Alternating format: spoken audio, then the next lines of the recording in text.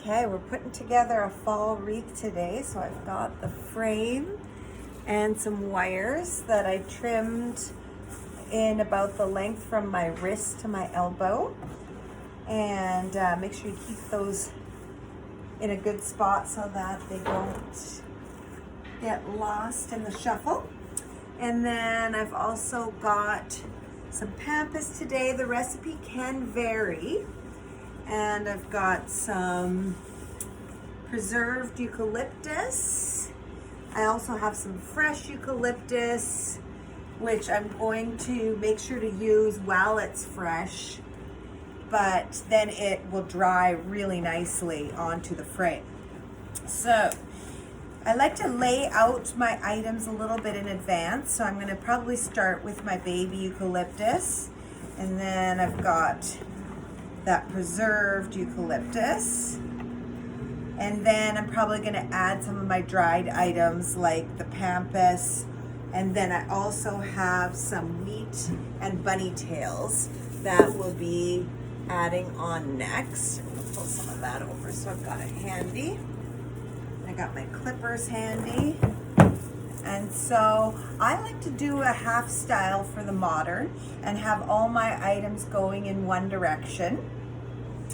And I do have a glue gun handy as well at the end if I wanted to do a little bit of gluing.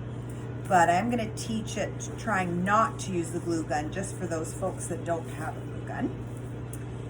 All right, and then your hoop should have a little spot where it's connected, and that's a good place to start placing our items. So I'm going to start with 2 pieces of the eucalyptus, and then I'm going to add some of the preserved. You might also receive grevillea in your packet, or just a couple different kinds of eucalyptus. So I try and get in a lot of the same items, but if something's not available or the kit's last minute for order, then I will sub things in. But I try to make them all equal value and equal coolness. How about that? So then you're going to take one of your wires, and I like to kind of tie it around my little bundle about in the middle, just to make sure it's nice and secure before I then hold it up to the frame. And then I'm going to wrap that wire around again and then give it a knot at the back. I like to keep the wires. I'm not going to cut those off because they are handy for twisting around any flyaways. And I just really like the look of these little gold wires. So that is bundle number 1. So I'm going to take a second bundle of the same items. And there's not really a right or wrong in how big the bundle is. And then I'm going to do the same thing. Take a bit of wire, wrap it around. I'm going to give this a bit of a trim that's looking a little too tall. And then I'm going to layer it over top of my first bundle so that there isn't a gap in between. And then same thing, I'm going to wrap the gold wire around everything and give it a nice knot. So this gold wire, if you do have extra, you can always use it to wrap the whole thing when you're done, if you feel like it needs to be a little bit more secure.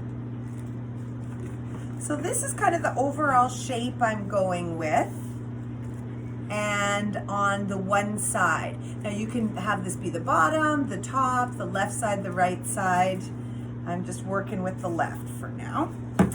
Now I'm going to go ahead with my next layer. So these were layered from top to bottom. Now I'm going to layer from underneath and put things over top. So hopefully that layering technique, that language makes sense to you. So we got a couple layers going on. We got the layers going on the hoop, and then we have the layers going from down to up. So I'm going to take a little bit of pampas. Pampas comes in a few different sizes and colors. So you should be receiving some of that, but if not, I may have put in some different kinds of wheat or bunny tails. Again, the volume I try to make equal, but the variety can change on a daily basis. So now I'm going to do the same thing. I'm going to wrap my wire around a few times, and then I'm going to give these a little bit of a trim. You can keep your stems longer if you wish. You don't have to. And then I'm going to tie it, and this is great too because it catches any flyaways of your eucalyptus that didn't stay where you want it to stay. And then I'm gonna do a nice knot again.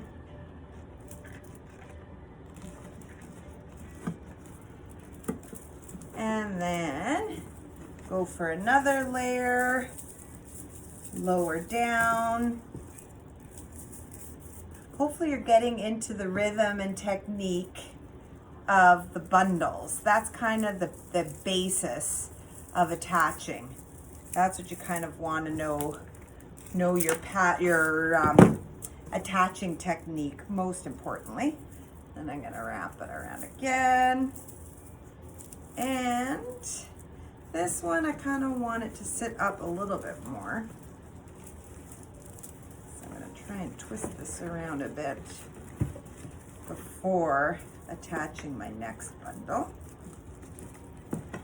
Now, a glue gun can come in handy if anything didn't go where you wanted it to, or if there's some holes in the middle of your pattern and you want them to be filled in. So, for example, I'm maybe going to grab my glue gun and just get in some of these spaces with a few more bunny tails just to fill in some of the holes.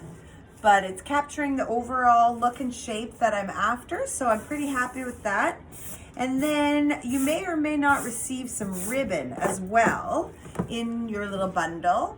I personally just like a little bit of a tuck with some tails hanging down, but if you want to go for a old school bow, you can totally do that as well. So thanks so much for following along and for supporting us. And please don't forget to text me some photos or tag me Fresh Cut Downtown. I'd love to see all your creations and the home parties that you're having. Happy crafting.